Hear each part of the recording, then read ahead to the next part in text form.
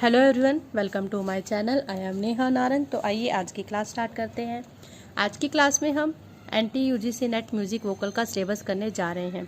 इसकी यूनिट 1 कर रहे हैं, लेक्चर 11 है। इससे पहले के जो 10 लेक्चर हैं टोटल वो मैं आपको करवा चुकी हूँ, जिसका लिंक जो है आपको डिस्क्रिप्शन बॉक्स में मिल जाएगा। तो आइए स्टार्ट करते हैं। यूनिट 1 में जो है डेफिनेशंस हैं। इससे पहले आप सभी से रिक्वेस्ट है कि अगर आपने मेरे चैनल को सब्सक्राइब नहीं किया है तो चैनल को ज़रूर सब्सक्राइब करें। और इसके अलावा अगर आप मेरे टेलीग्राम चैनल से जुड़ना चाहते हैं तो उसका लिंक भी जो है आपको डिस्क्रिप्शन बॉक्स में मिल जाएगा। आप सभी से रिक्वेस्ट है कि वीडियो को लाइक ज़रूर करें, शेयर ज़रूर करें और वीडियो पर कमेंट ज़रूर करें। इससे हमें मोटिवेशन मिलता है कि हम लोग आप लोगों के लिए और भी अच्छी वीडियो बनाते रहें। अगर आप कुछ सजेशन भी देना चाहते हैं, वीडियो आपका जैसा भी लगे, आप कमेंट ज़रूर करें। तो आइए स्टार्ट करते हैं। आज जो हम पढ़ने जा रहे हैं वो है कायदा, पेशकार, उठान, गत, परन, रेला। इन सभी की डेफिनेशन जो है आज पढ़ने जा रहे हैं। इन सब के बारे में जो है हम डिटेल से डिस्कशन करने वाले हैं। तो आइए स्टार्ट करते हैं। सबसे पहले हम बात करेंगे कायदा की। कायदा बोलों का वह समूह होता है जो नियमों से बंधा हो तथा जिसका विस्तार जो है इच्छा अनुसार संभव हो। बोलों का ऐसा समूह जो नियम से बंधा हुआ होगा या फिर जिसका विस्तार है इच्छा के अनुसार किया जा सके तो वह आपका कायदा कहलाता है। कायदा जो है फारसी भाषा का शब्द है। कायदा फारसी भाषा के कैद शब्द से बना है। अतः जिसमें कुछ कैद, प्रतिबंध या पाबंदियां होती हैं उसे कायदा कहते हैं। यह तबले का बहुत ही प्रचलित शब्द है। कायदा जो है तबले पर बजाया जाता है। ठीक है। तो कायदा केवल तबले की उन तालों में होता है जिसमें स्वतंत्र यानी कि सोलो वादन किया जाता है, जैसे 3 ताल, झपताल, 1 ताल, रूपक ताल आदि। जब भी मैं रागों का परिचय आपको कराती हूँ तो हमेशा बताती हूँ कि इस ताल का जो सोलो वादन किया जाएगा या नहीं किया जाएगा, मीन्स स्वतंत्र वादन किया जाता है या नहीं किया जाता। और ध्यान रखना है कि कायदा सिर्फ उन्हीं तालों में होता है जो जिसमें स्वतंत्र वादन किया जाता है। ठीक है, जैसे आपको बता दिया गया है 3 ताल, झपताल, 1 ताल। कायदे से ही जो है विद्यार्थियों की शिक्षा आरंभ होती है। कायदे की रचना में ताल की ताली, खाली तथा उसका स्वरूप जो है स्पष्ट रूप से ज्ञात होना चाहिए। कायदे के लिए सबसे पहले हमें उस ताल के बारे में जो है संपूर्ण ज्ञान होना चाहिए। ताली कहाँ पर आएगी, खाली कहाँ पर आएगी। तो कायदा प्राय 1 या 2 आवर्तनों में तथा 2 बराबर के भागों में बटा हुआ होता है। पहला भाग भरी का होता है तथा दूसरा भाग खाली का होता है। कायदे को केवल तबले पर ही बजाया जाता है क्योंकि तबले पर ही कायदा के बोल बजाने से हाथों में अच्छी पकड़ जो है बन जाती है। कायदे की रचना ऐसे बोलों से की जाती है जिसका विस्तार यानी कि जिसका पलटा किया जा सके। 3 ताल में एक कायदे का उदाहरण है जिसे दिया हुआ है धा तिर किट तक, तून ना किट तक, ता तिर किट तक, तून ना किट तक। ठीक है, तो आपको समझ में आ गया होगा कि कायदा जो है तबले पर बजाया जाता है। और कायदे के लिए हमें सबसे पहले उस ताल के बारे में जो है उसकी ताली खाली के बारे में जो है बिल्कुल क्लियर पता होना चाहिए। तो नेक्स्ट डेफिनेशन पढ़ते हैं पलटा के बारे में। किसी रचना के उलटने पलटने को जो है पलटा कहा जाता है। पलटा, पलट देना। पलटा तबले के कायदे में आए हुए बोलों को ही अलग अलग प्रकार से उलट पुलट कर बजाने को कहते हैं। अर्थात पलटा में कायदे के बोल ही निहित होने चाहिए। मतलब पलटे में जो है कायदे के बोल अवश्य ही होने चाहिए। कायदे के बोलों को जो है उलट पुलट करके बजाया जाता है। तो इसे कायदे का विस्तार भी कह सकते हैं। कायदे का इसको विस्तार भी कहा जा सकता है पलटे को। पलटा करने में इस बात का विशेष ध्यान रखना चाहिए कि पलटे से कायदा और ताल को पहचाना जा सके। कायदे के समान पलटे के भी 2 ही भाग होते हैं। पहला भाग भरी का तथा दूसरा भाग खाली का।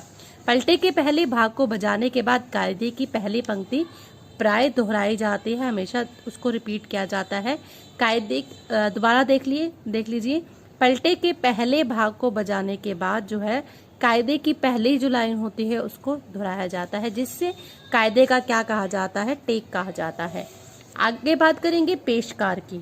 ये फारसी भाषा का शब्द है। इससे पहले हमने क्या पढ़ा था, सबसे पहले हमने कायदा पढ़ा था जो फारसी भाषा का शब्द था।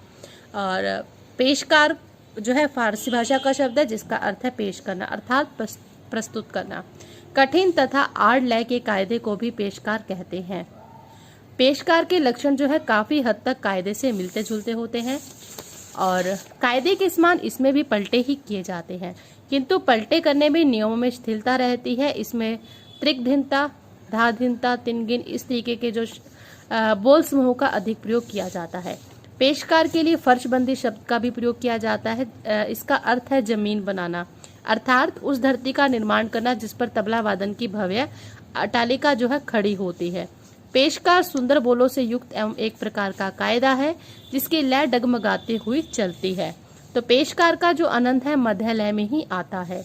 दिल्ली और अजराड़ा घराने के तबला वादक अपना वादन जो है पेशकार से ही आरंभ करते हैं। तो आप देख सकते हैं कि पेशकार जो है दिल्ली और अजराड़ा घराने के तबला वादक अपना वादन जो है पेशकार से आरंभ करते हैं, यानी कि शुरू करते हैं। दिल्ली और अजराड़ा घराने के तबला वादक। अब बात करेंगे हम टुकड़ा की। एक अथवा एक से अधिक आवर्तन के बोल समूह को जो है टुकड़ा कहा जाता है। दोबारा देखिए, एक अथवा एक से अधिक आवर्तन के बोल समूह को टुकड़ा कहा जाता है। यह न तो परन के समान बड़ा और जोरदार होता है और न ही इसमें कायदे के समान पलटे हो सकते हैं। अब ये परन क्या है? परन मतलब हम आज ही पढ़ेंगे तो आपको पता चल जाएगा कि परन क्या होती है। तो यह अधिकतर तिहाईधार होता है। टुकड़े का प्रयोग जो है स्वतंत्र वादन में किया जाता है। अब डेफिनेशन है हमारी उठान की। उठान जो है परन या फिर टुकड़े का ही एक प्रकार है। यह टुकड़े की अपेक्षा जोरदार होता है और परन की अपेक्षा जो है छोटा होता है। अतः उठान खुले और जोरदार बोलों का एक ऐसा समूह होता है जो नृत्य के आरंभ में या फिर पूर्व अंक के तबला वादक अपने स्वतंत्र वादन में जो है करते हैं। नेक्स्ट डेफिनेशन है गत की। गत की डेफिनेशन वैसे मैं पहले भी करा चुकी हूँ, लेकिन टॉपिक वाइज जो है गत की डेफिनेशन दोबारा दी हुई है, तो हम इस डेफिनेशन को दोबारा ही करेंगे। तो गत किसी राग के स्वरों की तालबद्ध रचना जो सितार, स्रोत तथा वीणा पर बजाई जाए वो गत कहलाती है। गत के दो प्रकार हैं, मसीद खानी गत और रजा खानी गत। मसीद खानी गत का आविष्कार मसीद खां ने किया था। मसीद खां के पिता फिरोज खां थे, इसलिए कुछ लोग मसीद खानी गत को फिरोज खानी गत भी कहते हैं। यह गत विलंबित लय में बजाई जाती है और इसमें गत के पहले विस्तार में आलाप किया जाता है। आलाप की गति धीरे धीरे बढ़ाई जाती है और अंत में झाला बजाकर आलाप को समाप्त कर दिया जाता है। मसीद खानी गत के जो बोल हैं दिर दारा दा दारा, फिर वापस रिपीट हो जाते हैं ये दिर दारा दा दा रा। इसमें क्या होता है? मसीद खानी गत में तीन ताल का जो है प्रयोग किया जाता है। तीन ताल में 16 मात्राएं होती हैं और ये 16 मात्राओं में ही जो है निबद्ध है ये बोल। इसे दिल्ली का बाज भी कहते हैं। इसमें गमक, मीन, मुर्की, जमजमा का अधिक प्रयोग होता है। इस बाज में गंभीरता अधिक होती है। सेकंड बात करेंगे रजा खानी गत की। इसका आविष्कार रजा खां ने किया था। इस गत को मध्यम अथवा द्रुत लय में बजाया जाता है। इसे पूर्वी अथवा लखनऊ का बाज भी कहते हैं। गायन के मध्य लय अथवा तराने के समान इसकी जो लय होती है, इसमें मसीद खानी गत की तरह कोई गंभीरता नहीं होती और इसमें तैयारी के साथ तान तोड़े बजाए जाते हैं और अंत में झाला बजाकर जो है गत को समाप्त किया जाता है। तो आइए नेक्स्ट डेफिनेशन देखते हैं परन की। तो परन जो मूलतः है पखावज में बजाया जाता है, लेकिन वर्तमान में यह तबले में भी खूब बजाया जाता है। परन एक विशेष प्रकार का खुले व जोरदार बोलों का समूह होता है। परन के बोल जो है प्राय दोहराते हुए चलते हैं, मतलब परन के जो बोल होते हैं हमेशा रिपीट करते हुए चलेंगे। यह प्राय 4 आवृत्तियों की या फिर उससे भी अधिक आवृत्तियों की होती है। इसका अंत तिहाई के साथ होता है। परन ध्रुपद धमार के तालों जैसे 4 ताल, धमार ताल, तीव्रा ताल आदि तालों में अधिक बजाया जाता है। तो आपको पता चल गया कि परन जो है ध्रुपद धमार, इन सभी तालों में जो है ध्रुपद धमार की जो तालें हैं परन उसमें ज़्यादा बजाई जाती हैं। नेक्स्ट डेफिनेशन लास्ट हमारी रेला की है। ऐसे बोलों का समूह जो 4 गुण या 8 गुण लय में आसानी से धारा प्रवाह गति से बजाया जा सके रेला कहलाता है। पलटा और रेला में केवल गति का अंतर होता है। रेले में अभ्यास और हाथ की तैयारी की बहुत ज़्यादा आवश्यकता होती है।